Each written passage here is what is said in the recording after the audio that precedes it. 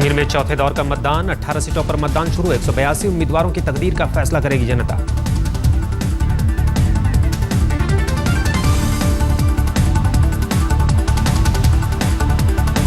जम्मू कश्मीर में आज करीब 15 लाख मतदाता डालेंगे वोट, 7 लाख से भी ज्यादा महिला वोटर।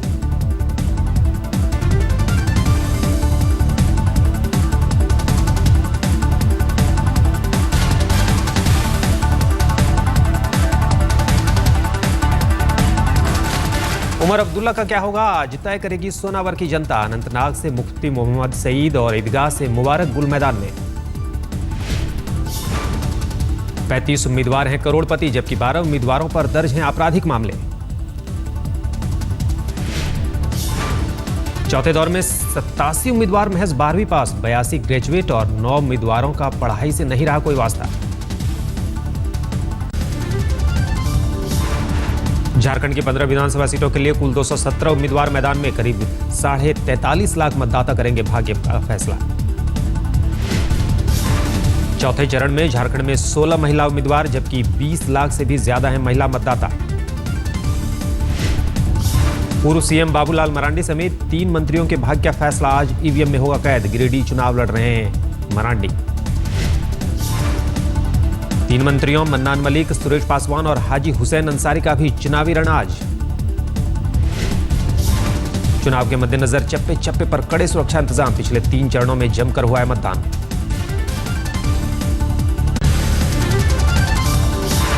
दिल्ली में बीजेपी को 50 विधानसभा सीटों पर जीत की उम्मीद। दूसरे दौर के आंतरिक सर्वे से बढ़ा बीजेपी का हौसला।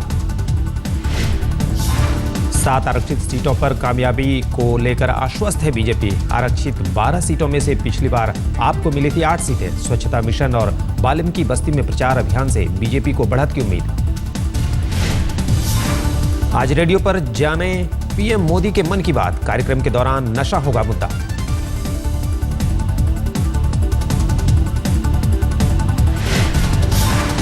बारह बजे रेडियो पर प्रसारित होगा पीएम नरेंद्र मोदी का भाषण। नशा मुक्ति के मद्देनजर युवा होंगे बातचीत के केंद्र में। आम आदमी पार्टी के रेडियो विज्ञापन पर दिल्ली पुलिस ने लगाई रोक। पुलिस की छवि बिगाड़ने का आरोप। महिला सुरक्षा पर था चुनावी विज्ञापन।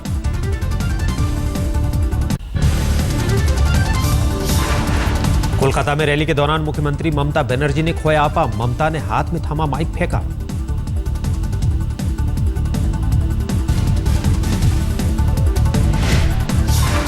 ममता रैली में मौजूद एक शख्स से थी खफा। हाथ के इशारे से पहचान कराते हुए मढ़ा रैली में बाधा डालने का आरोप।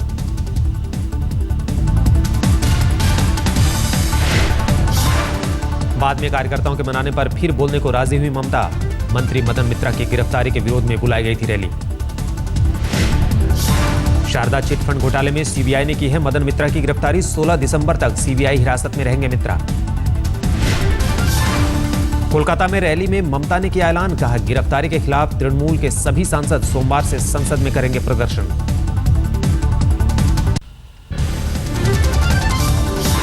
एजेंडा आज तक में बोले कांग्रेस नेता मणिशंकर अय्यर। कहा मजहब के नाम पर केंद्र सरकार कर रही है खतरनाक सियासत।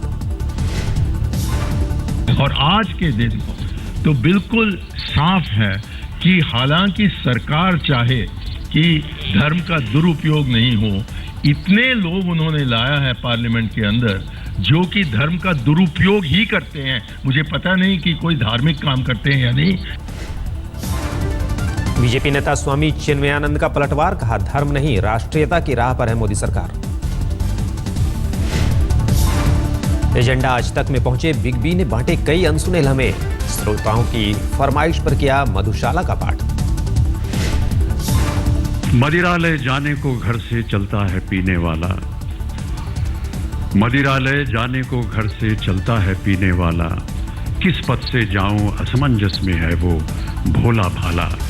अलग अलग पथ बतलाते सब, अलग अलग पथ बतलाते सब, पर मैं ये बतलाता हूं कि राह पकड़ तू एक चला चल, पा जाएगा मधुशाला। शोएब अख्तर को अब तक सता रहा है सचिन सहवाग का खौफ। एजेंडा आज तक में बोले शोएब सहवाग ने मार मार कर किया बुरा हश्र। रोके नहीं रोक रहे थे सचिन।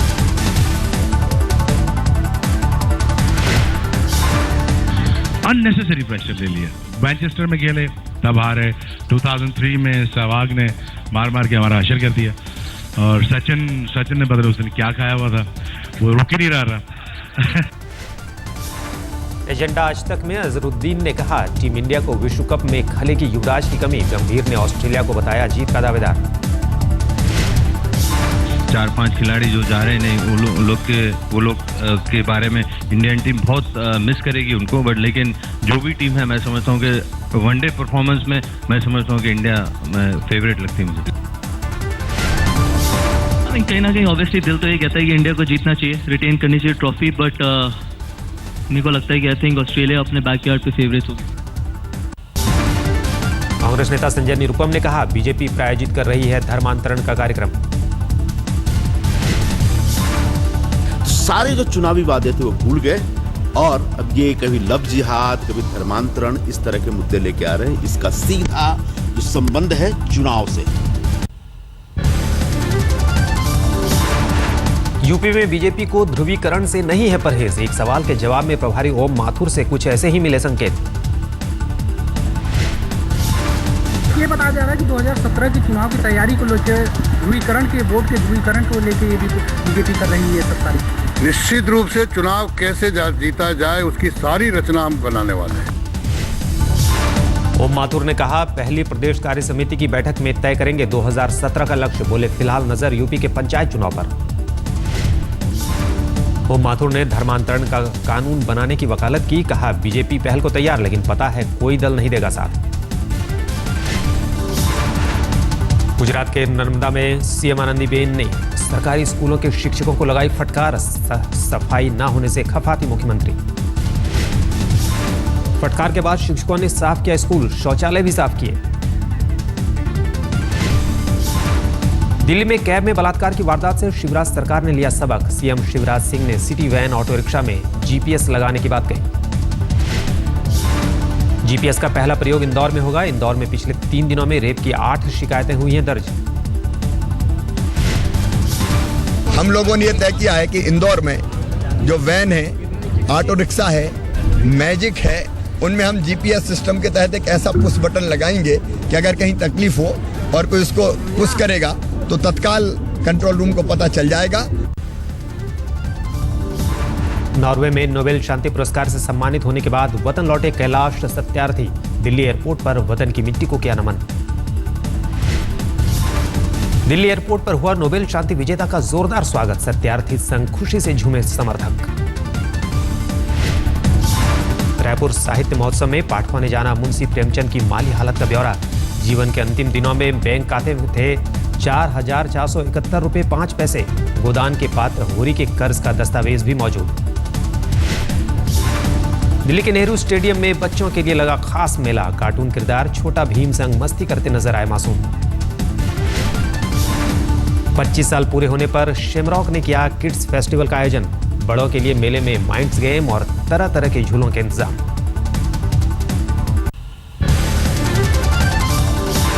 आईएसआईएस का ट्विटर हैंडल चलाने वाले मेहदी मसरूर बिस्वास का खुलासा। 2012 में बतौर ट्रेनी आया था बेंगलोर। मेहदी ने पहले आईएसआईएस की गतिविधियों को बखूबी परखा, फिर ट्विटर पर साझा की जानकारी। मेहदी ने अरबी भाषा के ट्वीट का मिस्र, लीबिया, तुर्की, लेबनान और सीरिया से अनुवाद किया। पूछताछ से मिली जानकारी के मुताबिक मेहदी का साल 2009 से कट्टरवाद की ओर बढ़ा रुझान।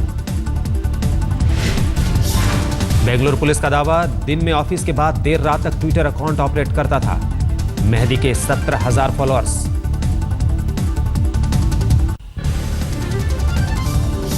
सूरत भावनगर के बीच हीरा कारोबारियों ने शुरू की निजी विमान सेवा। स्पाइस जेट ने इस रूट पर कुछ समय तक विमान सेवा बंद कर दी थी। Diamond aeronautics private limited company के जरिए उड़ान भरेंगे विमान। शनिवार को 9 सीटों वाले विमान ने सूरत से भावनगर के बीच भरी पहली उड़ान। सूरत से भावनगर के लिए रोज 3 उड़ानों की होगी सुविधा। 15 से 20 मिनट में तय होगी दूरी। पश्चिम बंगाल में फिर भिड़े बीजेपी और टीएमसी समर्थक। पुरुलिया में छात्र संघ चुनाव को लेकर हुई झड़प।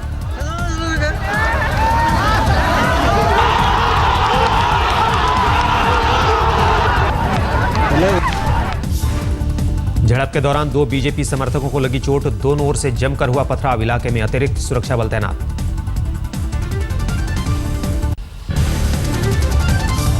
राष्ट्रपति प्रणब मुखर्जी की सेहत में सुधार, सीने में दर्द की शिकायत के बाद हुई थी एंजियोप्लास्टी। दिल्ली में शनिवार शाम 3 बजे आर्मी अस्पताल में भर्ती हुए थे राष्ट्रपति प्रणब मुखर्जी। दिल्ली में नशे में धुत ड्राइवर ने 3 पुलिस वालों को रौंदा। तेज रफ्तारियों ने चेक पोस्ट पर रोकने की कोशिश के दौरान मारी टक्कर, बुरी तरह घायल हैं 3 पुलिसकर्मी। पुलिस ने ड्राइवर को हिरासत में लिया, नशे में होने का शक।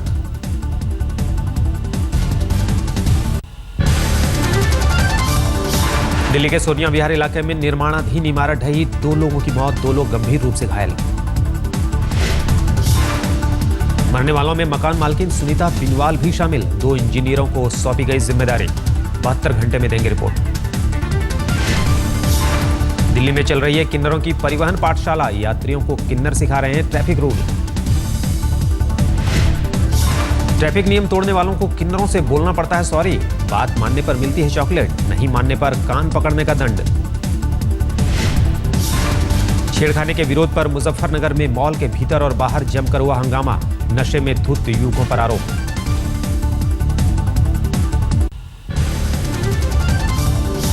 हंगामा करने वालों ने मारपीट के साथ ही कार भी तोड़ी, सुरक्षा में तैनात बाउंसर देखते रहे तमाशा, पुलिस के आने से पहले फरार हुए हंगामेबाज।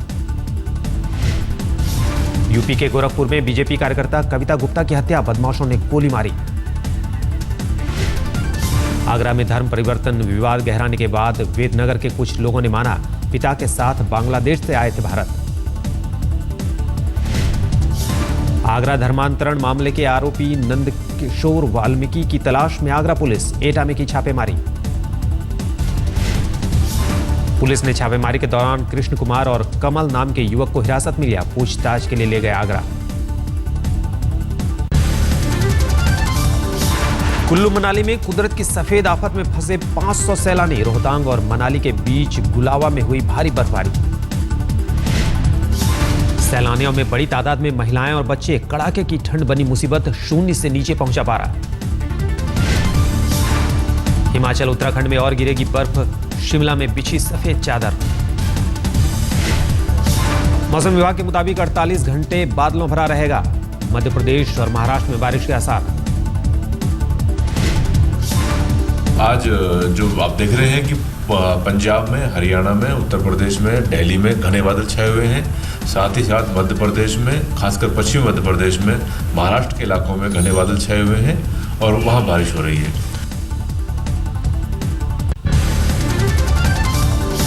ठिठुरने वाली ठंड की दिल्ली में दस्तक, दिल्ली एनसीआर में हल्की बारिश, रविवार को भी बारिश के आसार।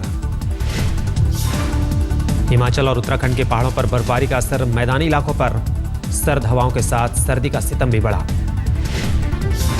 उत्तर प्रदेश भी ठंड और कोहरे की चपेट में है, लखनऊ और आसपास के इलाकों में हुई बूंदाबांदी, शीतलहरी के आसार, प्रशासन सतर्क। मौसम विभाग के मुताबिक अगले कुछ दिनों में उत्तर भारत के तमाम इलाकों में बारिश और बर्फबारी के आसार बने रहेंगे। हवा में नमी की वजह से कोहरे के बढ़े आसार, हवाई और रेल सेवा के जबरदस्त प्रभावित होने की आशंका।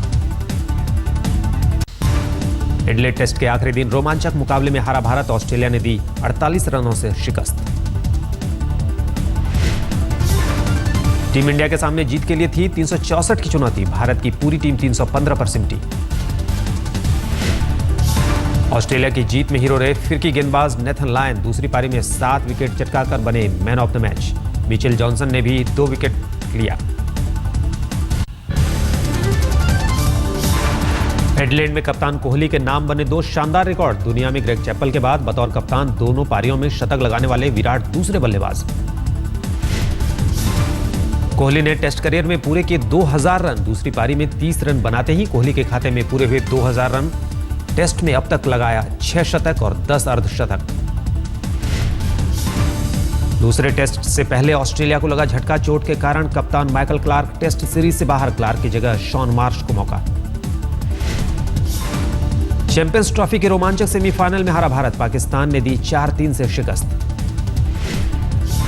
जीत की खुशी में पाक खिलाड़ी ने भूली मर्यादा, दर्शकों और मीडिया के सामने की ऊल जलूल हरकत।